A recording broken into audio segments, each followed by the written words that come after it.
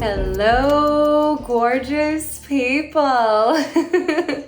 Welcome back to the Shameless Romantic. I'm Kat, your demisexual spicy BFF with goals to always empower you with more pleasure, banish those inhibitions, uncover intense feelings, and deepen those orgasms. I love you guys so much. I'm so happy that you're here. And even more exciting, I have a super special friend on the guest today. So you guys, you better give her a round of applause. I don't care where you are, just do a little clap clap in your head. But please welcome Brandon Burglar, you guys. Say hello. Hello. How are you? Thank you for having me. Of course, I'm good. I'm just so happy that you were able to come over. And like, guys, when I say come over, he's a shot away from me. Like, we can walk, we can scooter. Like, this is gonna be our summer, and I'm really excited for our interview today. Oh my God, I cannot wait to have you over for so many more pool days. Hey, and charcuterie boards, of course. A million. You know it's my shit. Oh, it is. Honestly, they're the best. If you guys have not tried hers, they're phenomenal. She goes all out, decor, flowers, everything. Yes. I've honestly considered reopening the Instagram page that I had for it because I just feel like I need people to see them. You know what I mean? You should do it. I really think I'm going to. I'm trying to get a better flow with like the podcast and stuff. So let's just put that, on the back burner a little bit. And manifest, all right? Yes. If you guys haven't already, please be sure to like and subscribe wherever you are on Instagram, Threads, TikTok. I'm at Kat is Shameless. Where can they find you, Brandon, before we dig in? We can find me on Instagram at Salon Burglar, Bergler, or Brandon Burglar if you want to follow my food endeavors all throughout Orlando, or on TikTok with my name, Brandon Burglar. Love it. Okay, so I think you guys are ready. So now, as always, we're gonna go ahead and get real, raw, and definitely nowhere near vanilla. So what are we titling our episode today, Brandon? Our title today is Just the Tip. So if you guys don't know already from like what I've been posting, we've been doing some co-reels and stuff like that. He does hair and he's ready to just take a little bit, like a little tip off. Just the tip. So tell us a little bit about you, Brandon. Like give us a little backstory, like where are you from? How did you end up here in Orlando? What's your story? Share it with people. All right, thank you. So I've been here for almost 18 years now. I came down in 2006. So if I do the math right, I think that is 18 years this year. Don't ask me. It's all been just on the literally. But I'm originally from Michigan. Born and raised, a little country boy. Knew that I definitely was not going to stay there forever. And I moved out right after high school. I started dancing at Disney World. I was dancing for the Christmas parades, Halloween, Pirate Princess, Block Party Bash at Hollywood Studios, and my favorite, High School Musical. I love that part. I had the best time. I had an amazing educator actually throughout all of my musical career when I was younger, and she told me that true performers do not waste their time by going to get a degree in the arts. They just go out and perform. True. And I'm so glad that she told me that because I still see a lot of my friends who tried to get into the performing world after school. Yeah. And it was so much harder for them because they were already aging out. Yeah. I started at 19, I was fresh. They were able to mold me and kind of guide me into what I was looking for or what they were looking for to see as a performer. I did that for 7 years. Yeah. Gradually throughout that, I ended up going to school at Aveda over in Winter Park. Fell head over heels in love with hair. And now I own my own salon. Hey, we love that part. Yes. So for Disney, correct me if I'm wrong, but I feel like they are really big on fostering internal growth. Like they want people who are already there to level up and just develop you as a person. Is that still your experience? It is, absolutely. I think entertainment world, we're kind of our own entity inside of the business, but yes, once you're involved with the shows, whether it's equity or non-equity. They really do try to keep and maintain you as a solid performer. As a male there dancing again at a very young age, I had a lot of opportunity and a lot of growth. Again, I was more so on the musical theater side, so singing and acting, and I could like move well. And I feel like by the end of it, I was more of a dancer than anything, which was actually quite hilarious for me because my best friend back in high school, we were always known as like the duel. I was the singer and he was the dancer. And to see that I actually got to kind of step up to maybe his level. I mean, he's way better than I am at dancing. I think you're not giving yourself enough credit. Thank you. No, he went to Point Park. He was like phenomenal at dance. But I held my own very well and I loved it. And I think that the company definitely encourages you to grow and build. Yeah. And I think in that opportunity, being around a lot of like shows and like people performing and stuff, you probably fell in love more with hair because I'm sure you had some sort of hand in that, right? Oh, absolutely. Hair and makeup is just, it's everywhere around you, so. Every day. Yeah. So that when the girls weren't wearing their wigs, because some of our shows, they were wearing wigs for most of them. But like High School Musical, Block Party, it was their own hair. Yeah. And every now and then, some of my friends would be like, oh my God, braid my hair, do this, do that, in between our show breaks. Yeah. So that kind of gave me a little bit of the feel and the want of, all right, I think this is something that I could see myself doing. Yeah. And then you're like, boom, I'm going to Aveda, I'm making this happen. Okay, perfect. And in terms of like where you were at, with like dating, relationships, what was going on in this time as well? Like, did you meet anybody at Disney or So I did actually. Okay. I was in an on and off long-term relationship. Okay. With a gentleman. Long-term stuff. Yes, I was on and off for almost 10 years. Okay. We dated for a while in my early 20s, broke up, kind of got back together again, broke up, and then we had a solid almost 4-year run. In between of kind of transitioning from dancing into then doing hair, when I was actually at an Aveda salon over in Windermere, Florida. Okay. And I mean, you and I are both from a small town, and I want to see if you also had the same experience. It's so judgmental. People there are very like, they can be narrow-minded. There's a really big emphasis on going to church. Religion is everywhere. Like, how did that impact you? Growing up. Like, when did you even realize that you liked men? Like, how did that whole thing transpire? Yeah, that's a deep one, right? Yeah. I think growing up in the small town, church is one of our main focuses. Yeah. It's the place to be, right? Like, absolutely. if you're not at church, you're Correct. like shunned. Absolutely. Like, I remember those days. Like, they'd be like, oh, so-and-so was at church this week. Like, what they were doing. They better have an excuse, almost. Always. And actually, funny enough, both of my grandfathers were both pastors. Oh my God. Nazarene and Pentecostal. And so I, grew up, my parents were the pastor's kids. Yeah. It was definitely built into our life and structure that we went to church every Sunday morning and night, went to church on Wednesday nights as well, maybe a few nights throughout if there was different like speakers that would come. Yeah. But it was hard as a young, finding myself gay boy in a very small town where being gay was not allowed in the 90s and early 2000s. Yep. Even in junior high, I think that was kind of the time where I started to notice that things were different, right? Okay. I actually was so in love with this girl that I used to sing in the church choir with back in middle school. We were actually in the adult choir because we just absolutely loved to perform, so they kind of let us sneak in when we were younger. And her name was Lauren, and I thought she was everything. But now, as an adult, I now realize that I just wanted to be best friends. I did. I thought she was like the angel of the place, the church and everything. We were just like besties. But I always said, I was like, oh, I'm gonna marry her, Yeah. And it's so funny that as time changed and I saw the way that boys would flirt with her, I realized like, oh, I don't do that with her. Right. And then I started to think more into it, and then I was like, actually, I think I like the boy that's flirting with her. Ooh, scandal. Right? Did she like him back?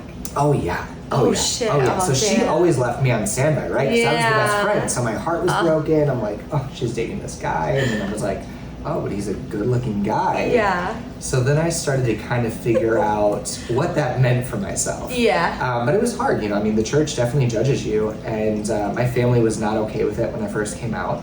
When was that? Was this So after high school? Or? It was actually right after high school. Okay. So I finally confessed to my family on my graduation weekend. Okay. And it did not go well. Oh. At that point, my parents pretty much just said, hey, if this is what you want, then you got to go. And I said, okay. And that's why you ended up going to That's Disney. why I ended up moving down here. So I have my grandparents that live down here, my mom's mom and dad. Okay. And actually, my mom's sister is a lesbian. Okay. But she was someone who truly had to kind of hide herself. The family, quote unquote, loved her. And still do, but they always made her hide away. Her and her partner Trish were never allowed to truly be themselves. They were like roommates. Right. So when I decided to come out, she was like, don't, just stay silent. And I was like, no, like, we're in a Good new for decade, you. a new way of life. This Yeah. is me. I'm not gonna hide like you hid. And so when I came out, there was some backlash, but I knew that my grandparents would never, fully abandon me because they never abandoned my aunt. Good. Now, the rest of my family did. But I came down here, I lived in a weekly motel on 192 Oh my god. with cockroaches and all my stuff, packed in the back of my car. And even though I was a little country boy, I was still a little princess spoiled boy by my family. So course. that was my first rude awakening where I did not have, mom and dad's income. But I used all of my graduation money to get myself down here. I auditioned right away for Disney. I got a job within 3 days. I found a roommate Nice. and I moved in like a few weeks later. But that was probably, I think, my moment of thinking like, whoa, this is what it could feel like if I have nothing. Right. Right. What do I want to do? But Right. no matter what, I felt so free. And I think that eagerness inside of me wanted so much more. And I was like, no, like, I'm going to prove that this is exactly the way of life that I'm going to live. And I think that fire kind of got me to where I am now. Good. I'm so proud of you. I don't know if anybody's told you this lately, but I'm very proud of you. Thank you. Especially when it's like, your aunt was saying like, don't come out, like hiding it. She was telling you more so because she had to do it for so long. And I mean, of course, no one's going to blame her because she did what she felt was right for her. Correct. But And the you 80s didn't was a whole want... different life too, right? Right. Compared to how we grew up. Oh yeah, I mean, of course. I couldn't of course. imagine the hate. So, okay. And then, I mean, just curious, how did your aunt treat you after that? Was it okay? Like, were you guys good? Or do you think maybe she, kind of was a little envious that you were able to just throw it out and be like, all right, bye. Like, I'm not gonna rely on you for, money, nothing, and you just left? No, I think she's always been my number one cheerleader. Good. That's what we love to hear. I think it was hard for her to watch me because I think she was scared, right? She was kind of like the protective mom in a way. And I think she always has played that role for me. I think it really wasn't until about 6 years ago that I kind of really felt that protection and understood like, oh, this is the role that you play in my life. Right. Because I think before I was just like, okay, like we're cool, we're chill, like we're the only two gays of the family, right?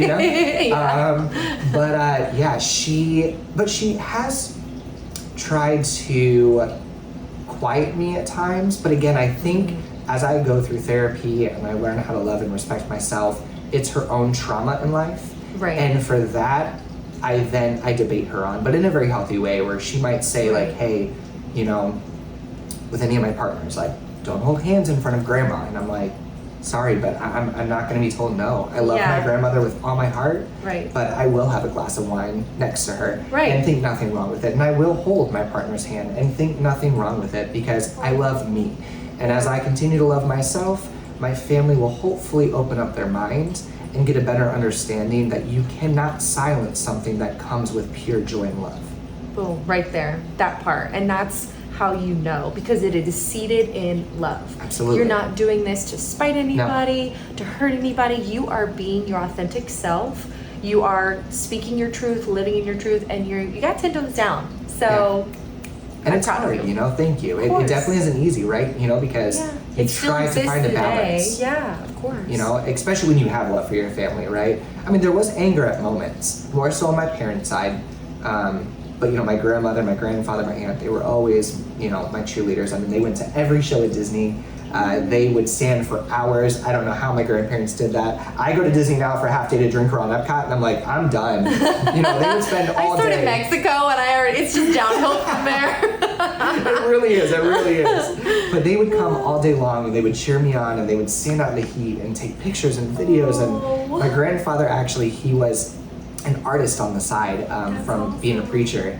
You know, it's funny, my grandpa was an artist too. No way. That touches my heart. Honestly, I have his art actually still in my apartment. I'll show you next time. Oh my God. They're with us right now, I think. They really are. He is my guardian angel. I know that. That is the one man I think that I have felt the most unconditional love and support from. Yes. There's never been a judgment in his eye. Whether he ever thought I was wrong or right, he never made me feel less than. And that was like power. 100%. Wow. Oh my God, that's touching right now because I miss my grandpa so much. Oh, me too. I'm just happy that came up. So thank you for sharing that. Oh, of course. Okay, so we got a good backstory, and then so obviously, you know, you dated, you know, some things went rocky, like the long distance thing. Like what came after that? Yeah, so life happened actually. The unexpected. 6 years ago, I had split up from the gentleman that I was seeing. That was an on and off 10-year-long relationship. And I broke up with him due to cheating, something that I just never imagined. I thought that we had a great sex life. We were very expressive within ourselves. And when I found out, it definitely kind of rocked my world. But we ended up staying together a year longer after that, right? Which was, I think now I've learned in therapy that that's very toxic, right? Yes. But that comes back to religion, which we can circle around again, as to why I stayed longer, the fear of that. But I would say about 6 months after we split, maybe 7 months, I found out that I had HIV. Oh, shit. Something that I never thought I would have. I have never been this like hookup person or, you know, I don't know. I just... Yeah, you just don't think you would be exposed to that. Correct. No, I completely get it. In a solid, committed relationship, you think you're safe. Yep. And again, you know, nowadays there's PrEP. There's so many wonderful things. But again, you know, 6-7 years ago, PrEP was really not a thing. And the healthcare did not really provide it on an affordable level. I didn't have healthcare at the time, so I could have been spending hundreds of maybe $1,000 probably just to have this medication. So I never really thought about it, nor did I think I needed it. Right. Nowadays, I would tell everybody, even if you are in a committed relationship, be on PrEP. It is the easiest thing to do for yourself. It's just 1 pill a day. Yeah. And is it relatively affordable? Like, yeah, I forgive my ignorance. I'm not really well versed on these things, and I would like other people to just be aware. Like, do you have to go to a doctor to get it? Like, how does it work? It is a prescription, but it's super easy. I mean, I think that it is probably one of the easiest things now to get on all sides, even for men and women. Yeah. Great. I think especially nowadays that the new generation is very, you know, fluid with their sexuality. I think that women should also be thinking about PrEP because there may be experiences that they might encounter, you know, nowadays, which I think is amazing. Yeah. But yeah, you can go in, get it. It's very quick, very easy, very painless, and it's just a pill a day. So it's wonderful. Okay. Got it. Okay. But HIV, it was, that was a shock. I was in like disbelief, honestly. But how I found out was he actually moved back home. He got really sick, and he actually had full-blown AIDS. Oh my God. This day and age, which I think is absolutely insane. Right. Like there's so many things that you can do, and do you think he was just neglecting? Fully. I think when you have so much hate for yourself, you don't understand that you're sick. He was always a very fit guy, and he got down to I think about 90 pounds. Oh my goodness. Him and his mother were telling everybody that he had like cancer, MS or something. And then going back to my angels, my 2 aunts, they contacted me and they said, because he blocked me on all social media. And actually it was my aunt's partner, Trish. Her brother died of AIDS in the 80s.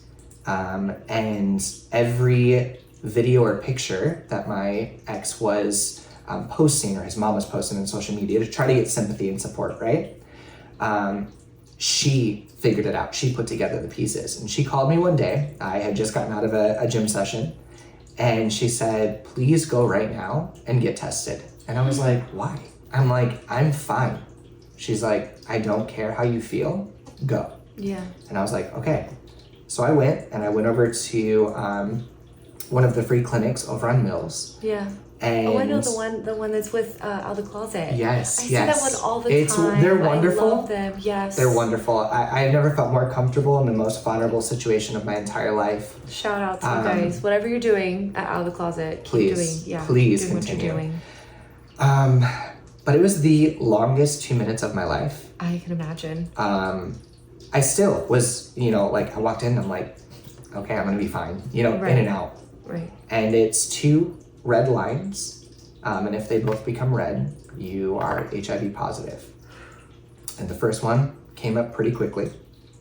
And then the second one was just a few, seconds, maybe 50 seconds after.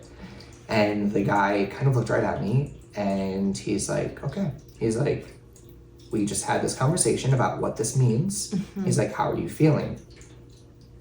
And I just cried. This is a complete stranger. I fell into his arms. Yeah. I didn't know what to do, and I was just like, can you hug me? And I was just like, what the fuck? I was like, this is everything that my family told me I would get if I was gay.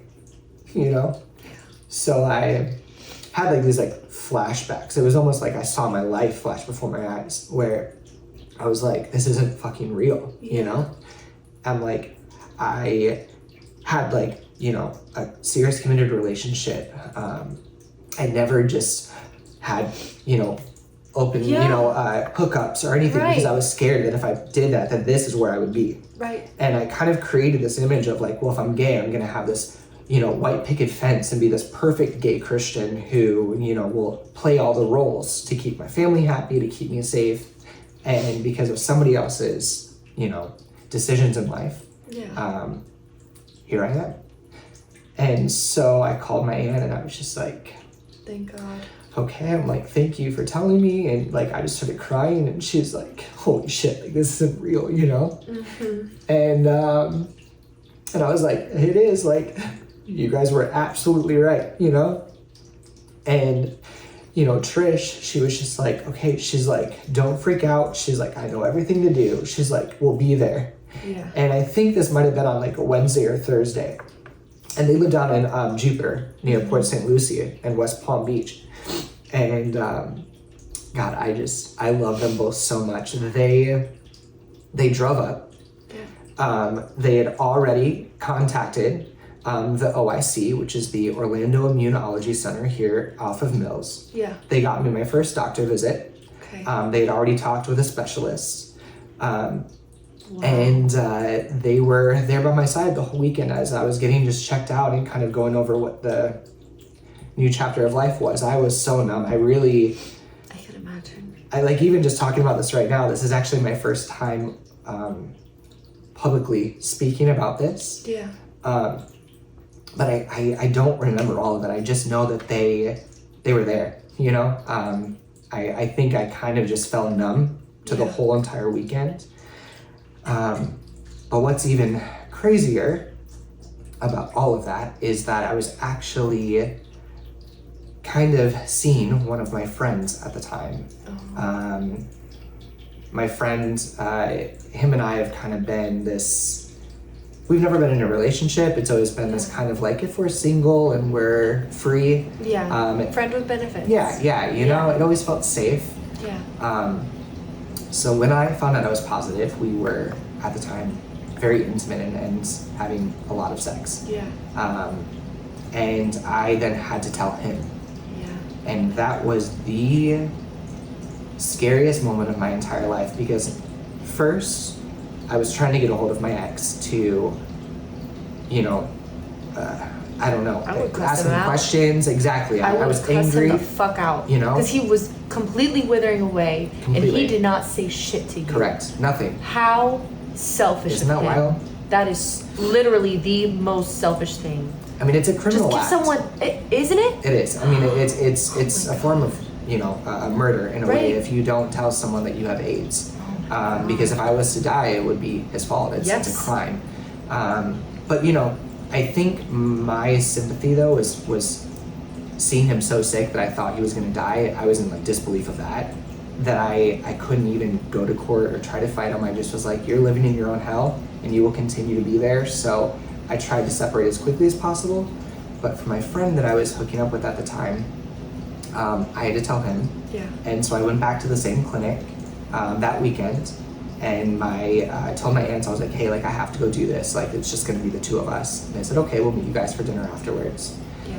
And thank God, he was completely safe. I don't know how.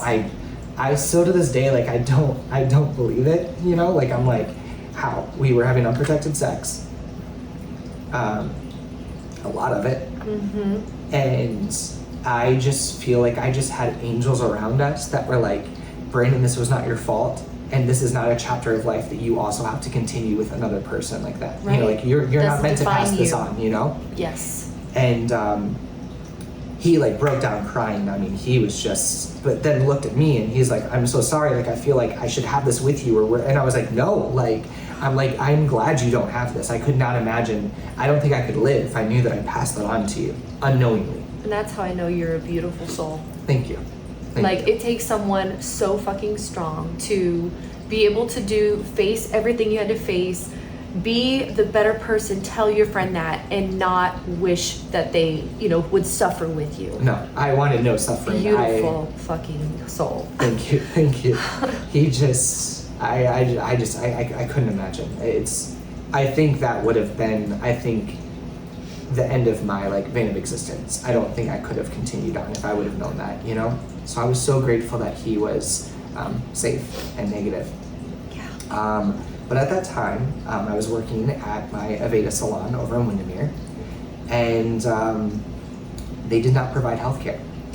So at that time, when I did all my checkups, the OIC, my doctor, Stephanie, I love you. I love you. I love you. I love you. I love you.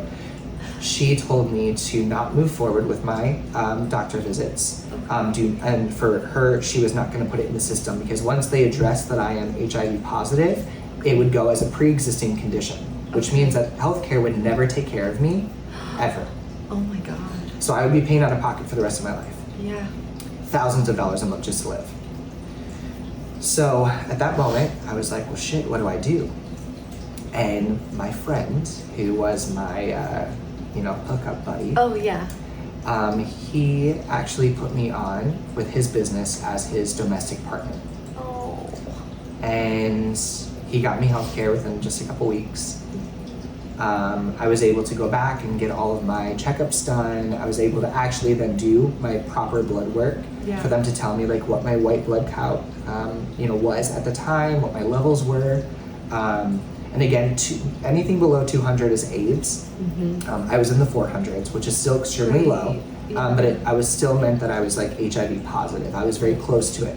And as close to if I would have just gotten a cold or a flu, right? That could have dropped me down a couple hundred points, and then I could have been in the category of AIDS, which is so crazy to think about. Yeah.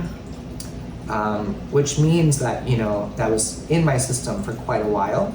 And looking back on it now, I think I do remember the day that him and I both got sick. We got this horrible, like, virus. It felt like mono. And we both were, like, out for 2 weeks. Oh, shit. And it was actually one November. It was, like, during Thanksgiving time. Yeah. And I was just like, oh, my God. I'm like, this is the Black Plague. Like, we're dead. So I think that that's kind of when it all kicked in. And then we ignored it for another year and a half. Okay. But it's easy to do, right? Yeah. When you're busy in life and we all just think, oh, I'm sick, we just move on. And but I'm happy that I was not at the level of AIDS. I think that would have been even harder to process at the time. Yes. But yeah, so my friend, he put me on his healthcare, and I was able to do everything I needed. And then that following year, when I could actually sign up on my own, then I got my own healthcare, and I've been consistent with, because again, if I get off, it is a pre-existing condition. So healthcare is something that will be with me forever. Financially, that sucks nowadays, right? Like healthcare, as a small business owner, when you have a business that actually takes care of it for you, it can be very affordable. But I mean, I'm paying almost like $600 a month just for my healthcare because I'm a small business. Because I'm my own, Does it fully cover the medication though? It does. It fully covers the medication. Okay, good. It covers, all my co-pays. I pay maybe like $30 when I go to my doctor visits, maybe like $20 or so when I do my lab work. But yeah, so actually this June, on June 3rd, I have been, undetectable now for 6 years. Oh my God, and it's a pretty cool thing. I think it's the healthiest that I've ever been, which is so wild. It's not wild, actually. I think when it's intentional. Correct, it's very intentional. I think when I realized, I was like, what am I doing with my life? Like, my doctor, Stephanie, she said, now is your time to turn your life around. And again, I was never unhealthy as a performer. I had to be physically fit, right? She said, control your amounts of drinking, your partying, staying out late. Take care of yourself. She was like, you now have to change if you want to stay healthy. Being undetectable is only one part of this. Your body is still rapidly aging internally, right? Organs are still shutting down. Medication is medication. It still adds, issues to your liver, your kidneys, right? So she said, drinking can also increase that. So you don't want to have liver failure or, your kidneys are shut down or have something serious where you then are in the hospital because of something else. Right. So that kind of gave me a better focus in life, and it's supercharged me, I think, a little bit. Maybe a little bit more than I even anticipated, because I love yoga, I go on yoga retreats, I eat so clean. I have a chef now that comes twice a week to my house and provides like all of my meals. It's pretty cool. Good. That's such a blessing, and I love hearing that, because it's like, this is not the end of the world if it does happen. It's just kind of a wake-up call for someone, and just being like, hey, you need to take care of yourself. You can't just willy-nilly float through life. And I mean, really, we shouldn't be anyways. No. It's just something like I said, a wake-up call. Like, hey, think about it. What you put in your body, what you put on your body, who you interact with, even music you listen to, like everything that you ingest, you need it to be good, positive, uplifting, like something that's going to give back to you and not steal your life away. Absolutely. Whatever it is, substance, person, relationships, it has to fuel you and breathe life into you, not suck life out of you. Oh, completely. Yeah, of course. It's okay, and I love that. And so let's talk about after that happened, because you were still at Disney at the time. No, so actually I was over at my Aveda salon. So my partner, he was still at Disney performing. Oh, okay. Before he got sick and left. Okay. But yeah, I was actually doing hair full time. Yeah. And that was wild. I mean, I took no time off, which I still think is delusional of me. I just continued to work. But I didn't know what else to do, right? I was like, well, I'm gonna live another day, so if I shut down, I'm not making money. I gotta still pay my bills, and I gotta not pay medical bills. So I kind of just kept going. But I think I numbed it out, and I actually I spent that full year kind of just in silence. I really didn't do anything. But that's when you grow the most, I feel like. I think it is. When you move in silence and you just kind of don't let anybody come distract you, nothing. You're just going, grinding it out. That's amazing. It was so cool, right? And then even just talking on that, I actually did, it was almost 7 months or so after all of that, I actually did my first fashion week with Aveda corporate. Oh my God. I went to New York and I went to London. So I did fashion week for both weeks. Yeah. And I was so proud of myself that I could walk around and I had energy and I just was full of life. And I'm like, oh my God, I'm living. I'm living. I started to think is my time could have been expired already, right? So I maybe would not have had this day if I got sick, Right. or worse than I was, right? And when I saw that he was almost about to die, although he didn't, he is much better now. Okay. And living life, back home with his family. But yeah, I just kind of powered through that year, and I was like, the most money I made, I was so happy. And then actually, I was so scared of having to tell someone that I didn't date at all that year. I was kind of a hermit crab. I went into hibernation mode. I was like kind of shunned off from like sex. Yeah. Like the thought of it kind of repulsed me for a little bit. The thought of like, well, one, just having to tell someone, right? It's the right thing to do. Yeah. So if anytime I would go on a date, I would have to be like, I'm undetectable. Do you still want to date me? If I decided to go into the hookup culture, I would have to be open about that right before having sex. Yep. So that's kind of a boner killer, to be like, yo, let me tell you something before I suck your dick. Yeah. So, there's some things that I think I kind of had to like work through my own demons on.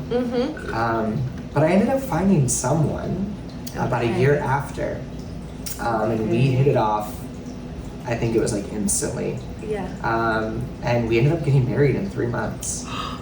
3 months? Yeah. Holy shit. Yeah. Okay, what like, was it just really connection really was so strong you both just could not get married, or like? I think it was a mixture of both. I think there was a deep connection, but I also think there was a trauma bond attachment on my side. Now that I'm learning, after the divorce. Yep. What was the trauma? I think the trauma was that he was the first person that I told. Okay. And he was okay with it. Okay. And I think I clung on to the image of, I will never have to tell someone again. Yeah. That I think is such a bold statement, but it's so true, because even though I didn't really think that right at the time, like I thought it was love. I thought it was pure love. Of course. And I did have love for him. It was wonderful. I will always cherish the learning and the growth that I had in that marriage. I took on the responsibility as a dad, actually, as well in that marriage. I had a stepdaughter. She's a rock star. I think she could like conquer the world and do whatever she wanted to do.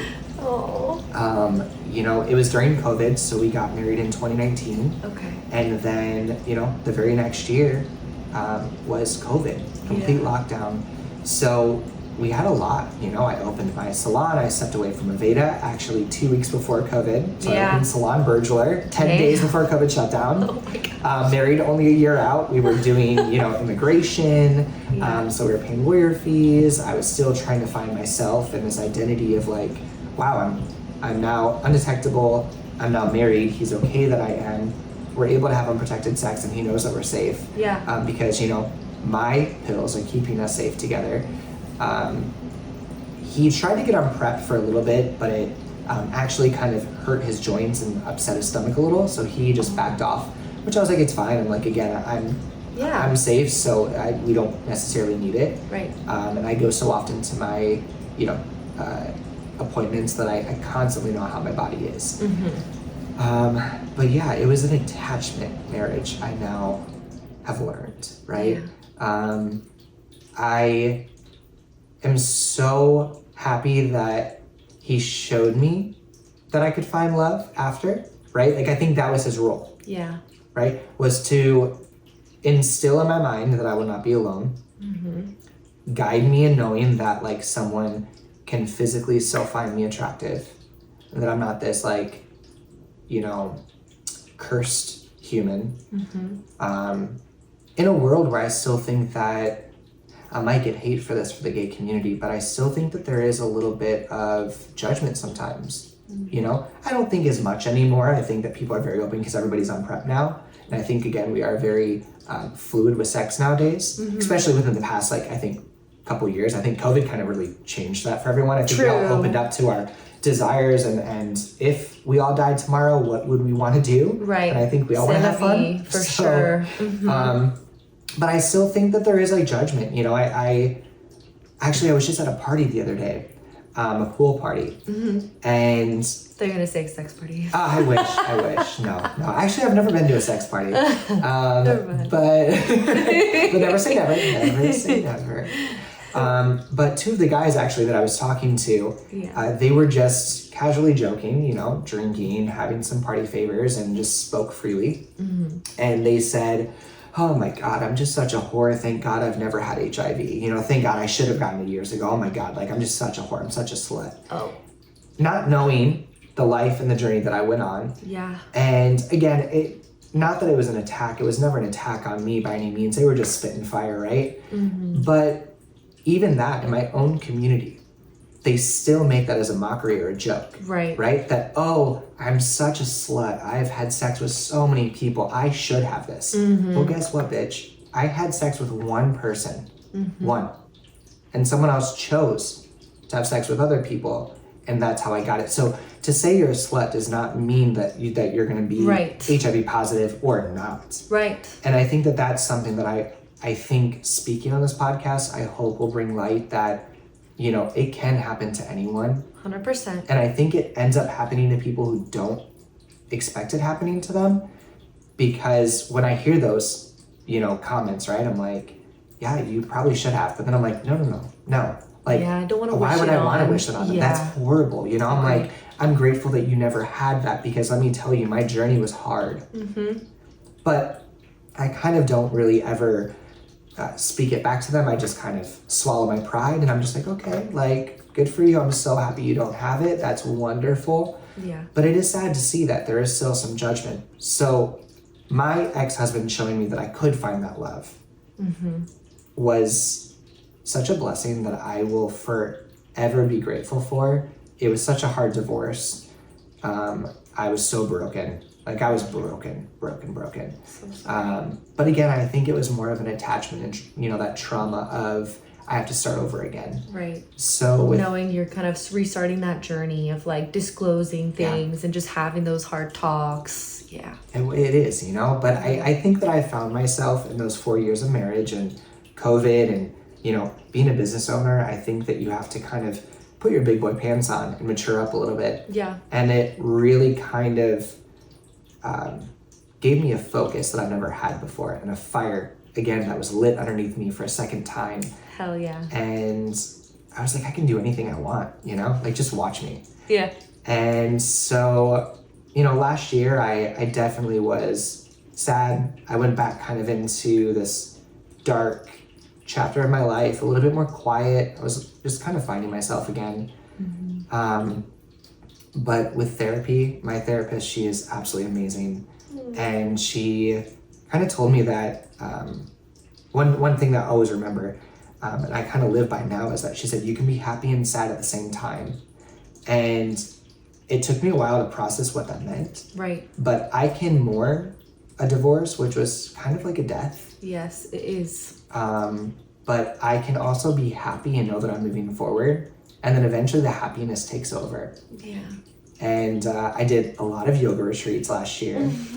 And I let it all out. I actually think that I've worked more through my trauma just in this past year, but it was like all of the trauma of 6 years. And unfortunately, my ex-husband, I think he was trying to pick up the pieces, and I think I depended on him a little bit too much to fix me versus just to love me. Yeah.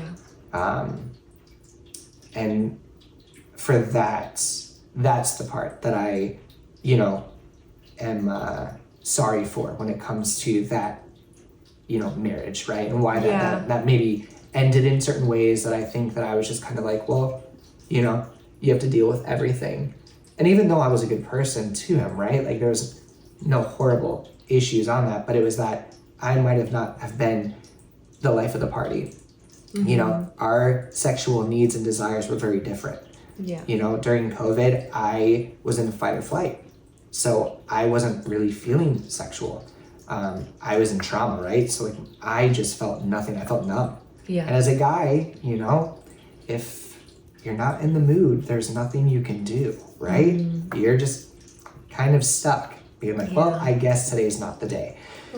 So, I think that kind of built a little bit of edge between us, because he was a very sexual person. He loved sex, and I wanted to provide that for him, but I was unable to, and I think that built resentment in him. But he didn't understand why. I just was like, I'm not in the mood. Well, then it kind of turned into where, well, do you find me attractive? Do you even love me, right? So then you start thinking, like, do I love him? Am I attracted to him,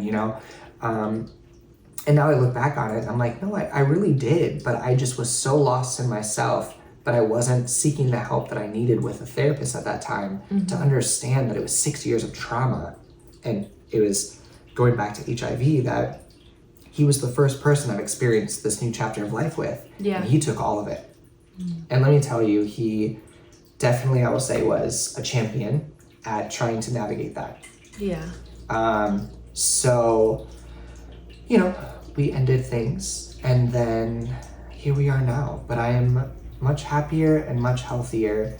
I think that I learned so much about myself, finding love, letting love go, and then realizing that to truly be okay with life, I have to love and put myself first. And that's kind of what 2024 is. It's a bit of a selfish year for me. And I mean that in such a way of joy and compassion, excitement. I'm saying yes to a lot more things in life. I think I used to be more of like, well, no, that's not what I want, so I'm not gonna do it. But now I'm like, you know what?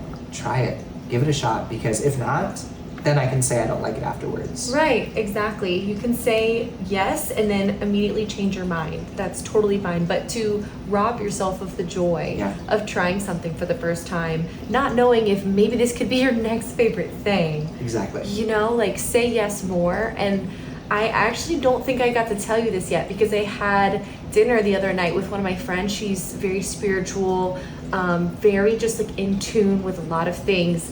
And they told me that this year, 2024, in like the Chinese, the Lunar New Year's and stuff like that, this is supposedly the year of the snake, which means you're like outgrowing and like shedding that skin. So I don't know if you can relate to it, but I 100% can, because when I heard that, I was like, wow, no wonder I was so like uncomfortable in the beginning of this year, because I literally was like at that precipice of like, I feel like I'm getting like in this stuck state. I'm like, I feel like I'm growing, but it's like nothing's happening yet. And then now that I'm like midway through the year, I already have been feeling so much of this like dead, like old relationships, old ways of like operation, eating, like just things that weren't serving me are finally kind of shedding away. And I'm excited to see where both of us end up at the end of this year. Oh my gosh, me too. And you literally just gave me goosebumps. Like, that is exactly what I told my therapist last year. So in the heart and the deep of this trauma release last year, it was like, actually, I think this time in July, where I said, I was like, next year, I will not be in the same place. Everything will go. 100%. So I got rid of the apartment that, my ex-husband and I were still living in. I let that go. The salon that we were at, I ended up breaking that lease, and I moved over to a new location over in Akoi now. Nice. And I just told myself, I was like, everything will be brand new. And this year, and it all happened kind of back to back. So in January, I moved to my new salon location, and I'm loving it. It's beautiful there. And then in February, I did a yoga retreat where I just got to release and just, again, shed anything that no longer brought value into my life. I did a breathwork course there, which was like a 2-hour long. Oh my God, I've been meaning to do that. So your body will actually like have like, you like shake, you have like tremors almost, like your muscles start to spaz out on you, because you're actually properly breathing and taking in the quality of breath that you're supposed to have. We only breathe about like 70% of the oxygen that we like really need like on a day-to-day basis. We're constantly holding our breath. So when we take that time to breathe, your nervous system completely recharges, and it is like, it's the most like climax moment that I've ever had in my entire life of like this ecstasy feeling. Because your body's shaking. They call it crab claws. So when you're laying down and you're focusing on your breath work so much, your hands will actually start to seize up on you and they'll pinch. And they call them crab claws. And you'll like your arms will start like going in the air because your muscles and your nervous system is kind of restarting itself. Yeah. And you have no more control over your body. Oh shit. And it is the craziest but coolest feeling ever. When you leave, I felt like I took a nap for like 10 months and I woke up revived. Oh my God. How often do they do these things? Because I want to do the next one. It's amazing. It's actually. You want to go together? I would love to go with you. Oh my God, it's in Tulum. Let's do it. It's my friend's company Tulum? actually. She is a DJ. Oh my God, this is literally like so many DJs are like coming in my Yes. circle. Yes. Yeah, well, during COVID, in Chicago, life shut down for her. Yeah. And she's always been very into health and fitness, and so she teams up with yoga and breathwork instructors, and she travels all over the world. It's actually called Deep House Yoga. Okay. Alyssa, I want a already. free retreat for giving your name as a shout out. Literally. And you already got one person 100% going to be there. So you already got one sale right She here. is Queen Bee, okay? I mean, Okay. but it's amazing. So she plays house music while we do yoga and breath work, and it's unbelievable. It's a 5-day retreat. And yes, so I try to go at least like once or twice a year. She's magical. But yeah, so I shed everything. Yeah. And then in March, I moved into my new apartment. Boom. Society Orlando. It is unbelievable downtown. Beautiful space, amazing, and it's about to pop off. Oh, it's the place to be. Everybody that lives there right now, it's about 25-30% capacity right now. Yeah. But everybody's like young entrepreneurs, the age range of like early 20s to like early 40s. Yeah. And everybody there is just such a vibe. So I'm definitely ready to see this shedding of the snake. It's happening. I feel it. I felt it last year, and it's so cool that you told me that because I don't think I've heard that yet. Yeah. And that's exactly how I feel. I feel that I am completely shedding something that no longer brings me value in life. I am letting go of any fear. I'm welcoming the Aries fire that is within my soul. Yes. I think that I have let that kind of be watered down for a little bit. Yeah. And it is a fire that I have never experienced yet. And it's like raging inside of me in so many ways. Yeah. And when people it's funny, I have to admit, when I was a little less aware and like informed, I used to think that like the fire signs were like, like destructive and impulsive, but no. Also, I mean, I'm not saying that they're not. Some can be. An untrained one or like an unhealed one. Unhealed, absolutely. Yes, but the ones who are in their power, they are healed. They're focused on growth.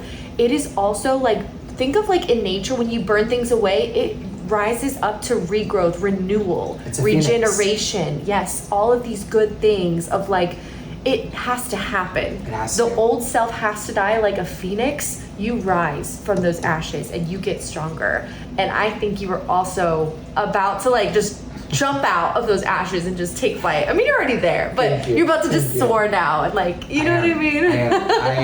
I see this future beyond, and I'm finally allowing myself to take it. Yeah.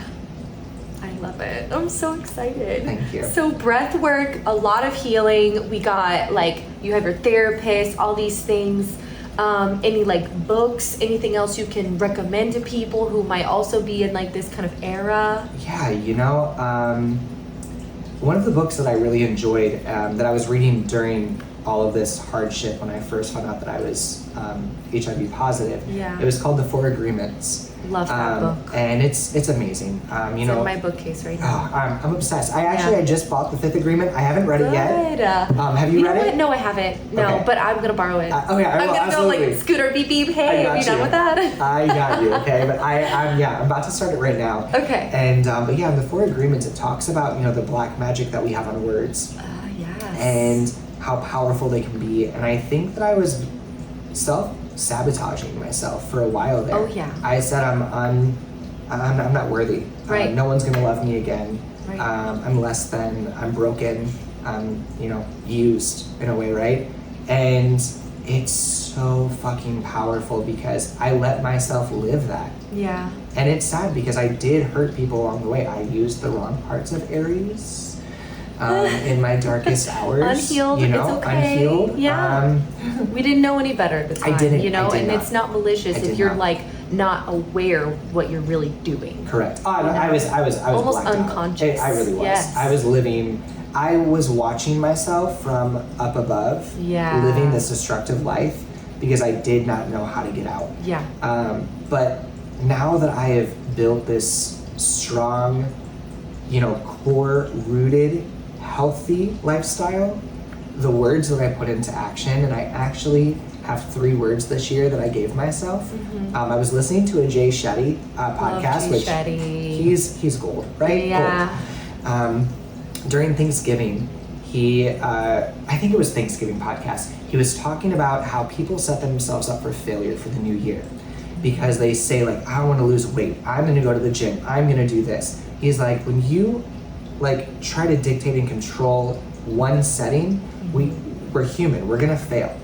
So he said, put words into action. And I immediately thought about the 4 agreements. And I was like, okay, I'm going to try this. I've never done this before. And this year, and instead of saying I have, you say I am, or I said I am. Yeah. No, or that's I have, powerful. you know? So I said I am dedicated. I am patient. All about framing, yes. And I am filled with laughter. Oh, and this year, I have seen all 3 of those come into my life in so many ways, and even with some lessons, right? Some hardship that always continues, because it does. But I'm learning and growing, and I'm able to take this on at a level of, control within myself. Preach. And I almost get excited every time there's a situation that I need to kind of conquer, because I'm like, I have the patience to do it now. Even if it's hard, I have it. Right. Even if it's like a tough moment, I'm like, I can find the laughter. Yes. And the dedication is being dedicated to loving myself and putting me first for the very first time.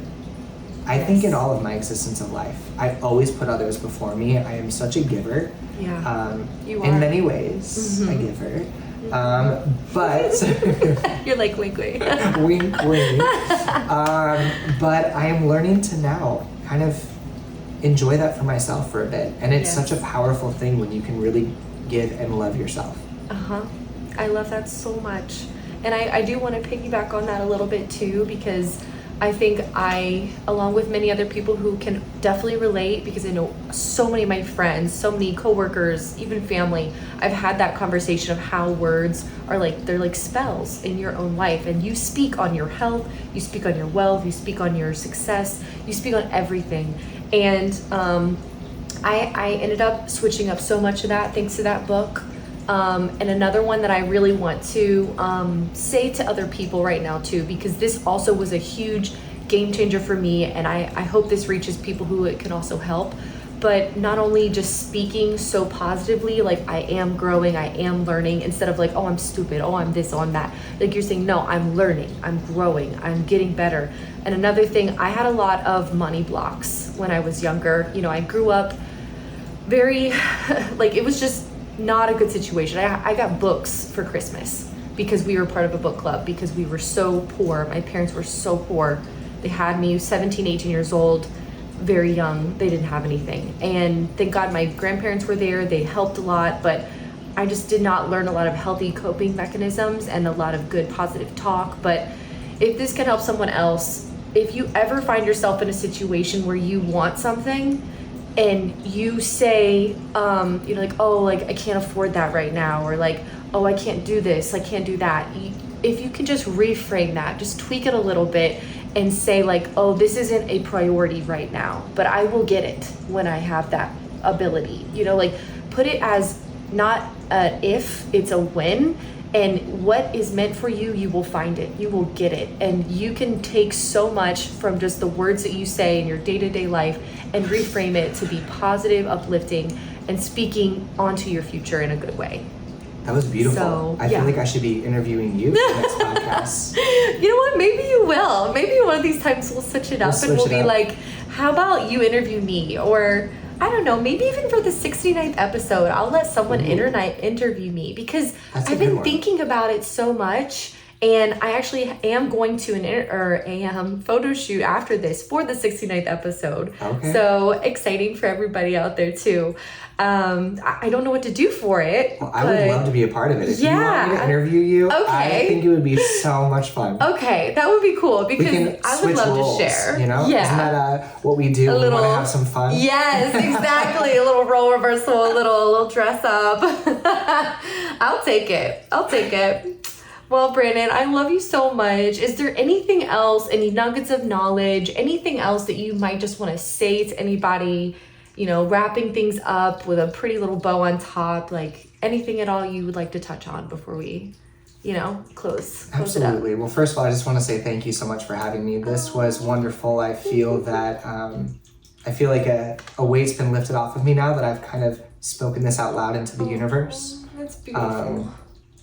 That's another big, powerful moment. So thank you for that. This was such a safe space. Of course. But to leave everybody with, a positive note that even in your darkest hour, it is not as dark as you think, because every outcome has a beautiful ending. You just have to be patient, dedicated, and find the laughter. Agreed. Thank you. Thank you.